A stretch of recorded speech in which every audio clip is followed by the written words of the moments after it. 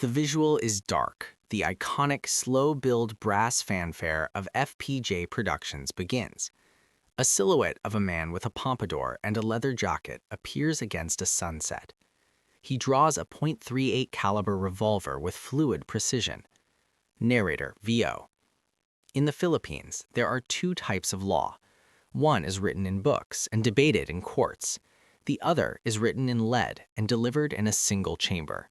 For decades, the Filipino masses looked to one man to balance the scales. He was not just an actor, he was the symbol of the oppressed. When the law failed, his bullet spoke. This is the era of Batas Ko Ay Bala. Scene 2. The context of the 1980s to 90s action era. Visual. Montage of Manila in the late 80s, crowded streets, neon lights, and news clips of crime reports. Transition to a crowded cinema line outside Avenue Theater or Capri. Narrator.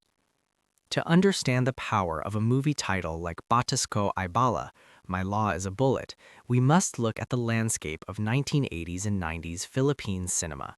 This was the golden age of the Pinoy action hero. The country was navigating a post-EDSA revolution world, a time of hope but also of deep-seated corruption and lawlessness in the provinces.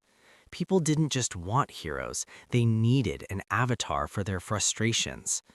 While Cesar Montano would later take this specific title to new heights in 1996, the DNA of the film belongs to the Da King himself, Fernando Poe Jr. Films like Bata sa Aking Kamay, 1987, and Isang Bala Ka Lang, 1983, set the template. FPJ didn't just play characters, he played the Pambansang Kamao of justice. Part 1.1, The Narrative Core, Movie Summary. The archetype of the hero.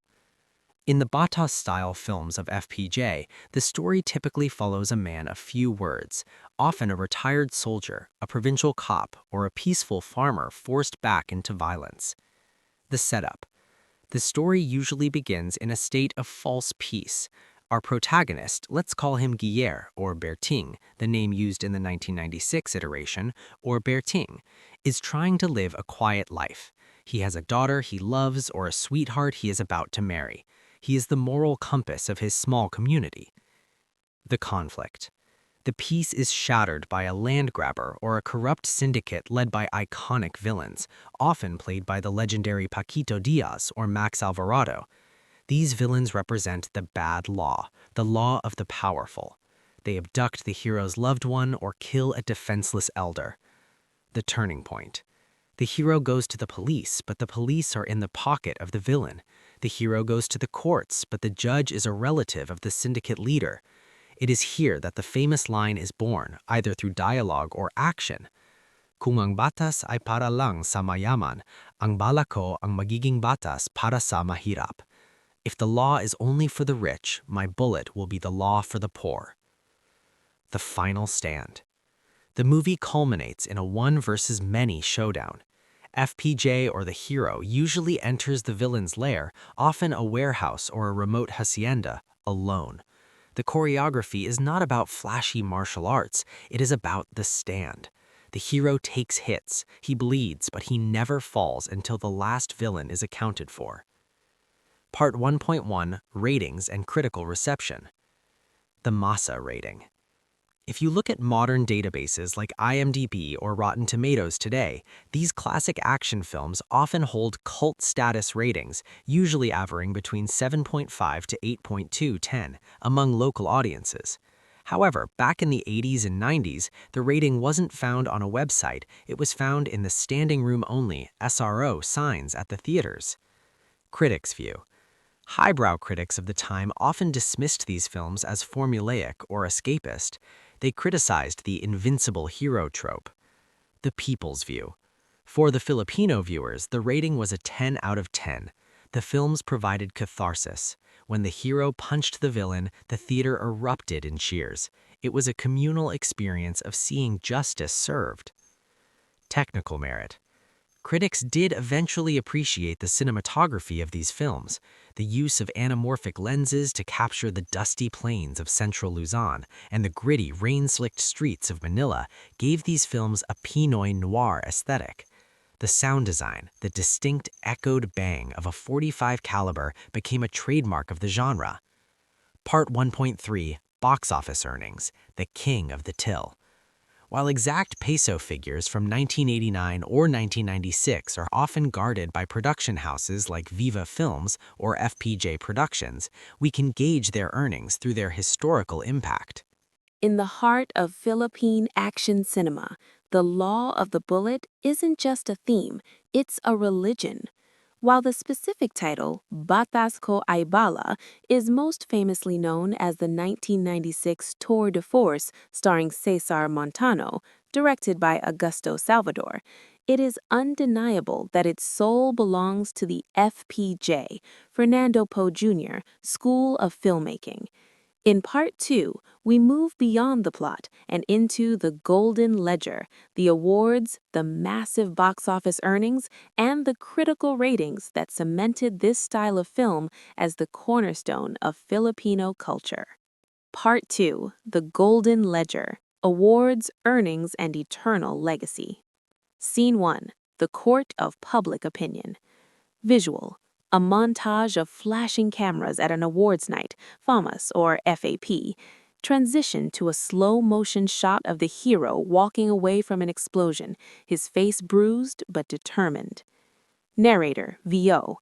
Success in the Philippine film industry is measured in three ways: the weight of the trophy, the length of the theater line, and the number of years a movie stays in the hearts of the masa.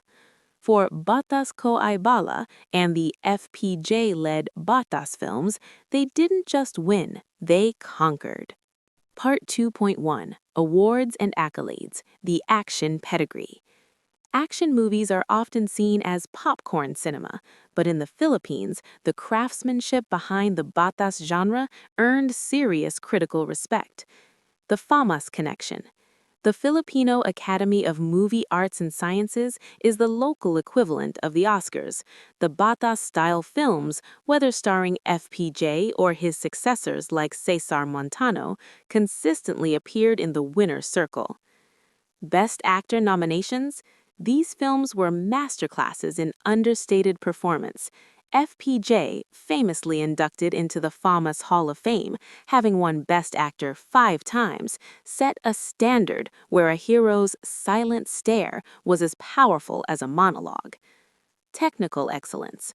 Batas Ko Ay Bala, 1996, was lauded for its best editing and best sound design. The rhythmic pacing of the gunfights, often mimicking a dance, was a technical marvel of the era. The darling of the press. Beyond formal trophies, these films often won People's Choice Awards at the Metro Manila Film Festival, MMFF, proving that the critics and the public could occasionally agree on one thing: a well-delivered bullet. Part 2.2, Ratings, a tale of two audiences.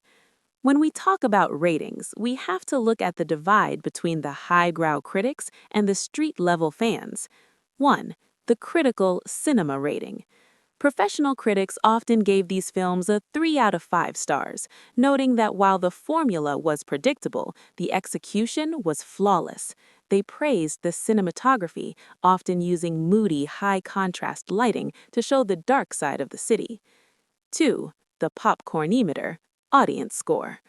Among the general public, the rating was an undisputed 9.5 out of 10. The clap factor. In the 90s, theatergoers would literally stand and clap when the hero finally cornered the main villain. Modern scores, on digital archives and review aggregators, the legacy of these films maintains a steady 7.5 to 8.0 IMDb average, driven by nostalgia and the appreciation of practical effects, real explosions, and real stunts over modern CGI. Part 2.3, Earnings, the Action Goldmine. The financial success of Batas Ko Ay Bala was not just a win for the production house, Megavision Films and Viva Films, it was a lifeline for the industry. Revenue stream. Estimated financial impact. Box office Manila. Records show these films often grossed 30 million pesos to 50 million pesos during their initial 2-week run, a massive sum in the mid-90s. Provincial circuit. The true earnings came from the provincial run. Action movies traveled from town to town for up to a year, earning millions more in remote areas. International rights. These films were exported to Filipino communities in the Middle East and Hong Kong, becoming the most rented VHS and VCD titles of the decade. TV syndication. To this day, networks like ABC-CBN and GMA replay these films. The ad revenue generated from Sunday action slots is incalculable. Narrator. Every ticket sold for Batas Ko Ay Bala was a vote for the hero. It wasn't just entertainment, it was a profitable manifestation of the Filipino spirit.